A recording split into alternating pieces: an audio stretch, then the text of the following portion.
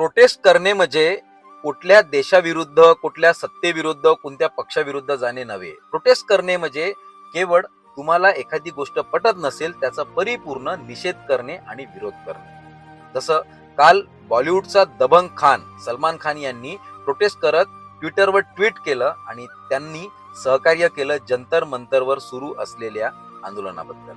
त्याचे तर लाखो फॉलोअर्स आहेत, मिलियन मध्ये त्याचे फॅन्स आहेत. तर त्याला त्याचं कधीच नुकसान होणार नाही. उलट त्यांनी प्रोटेस्ट केल्यामुळे त्याचे फॉलोअर्स आणखी आणखी वाढले. आणि प्रोटेस्ट करणे म्हणजे सही को सही और गलत को गलत, यालाच प्रोटेस्ट करणे म्हणतात. या भारत देशामध्ये लोकशाही आहे आणि संविधान हा आपला सर्वोच्च आणि सार्वभौम आहे.